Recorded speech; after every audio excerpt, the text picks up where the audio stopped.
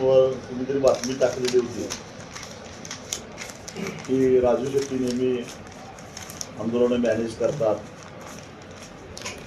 किंवा त्यातून त्यांनी करोडो माया गोळा केलेले आहे, असं तसं काहीतरी बातमी कुणीतरी टाकलेली होती.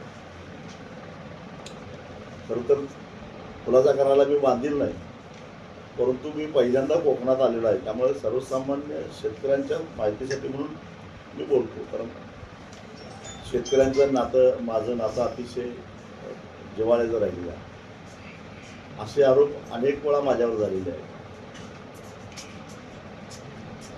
शक्तीपीठ महामार्गाच्या संदर्भामध्ये आमच्या कोल्हापूरचे आमदार राजेश क्षीरसागर यांनीही तसा प्रयत्न केलेला होता आणि त्यावेळी मी त्यांना सांगितलं होतं, जी काही माझी मालमत्ता, माझी वडिलांची जी काही मालमत्ता असेल, जी पूर्वी मला 25 वर्षापूर्वी मिळाली, त्याच्यामध्ये वाढ झालेली असेल तर ती कुणी दाखवून द्यावी आणि मी ती दान द्यायला तयार आहे असं बोललो होतो. आणि कुठं माझ्या जमिनी आहेत, कुठं अजून काही प्रॉपर्टी आहे, त्या कुणाला जर सापडल्या तरी मी त्यालाच बक्षीस द्यायला तयार आहे. म्हणून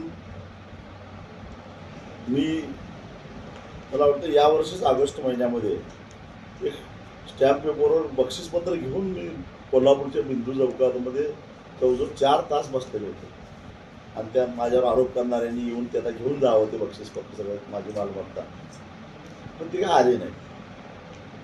आणि त्यामुळं माझ्यावर आरोप करत असताना विचार करून करावा, एवढंच. जे कोणी आरोप करतात त्यांना माझं सांगायचं आहे.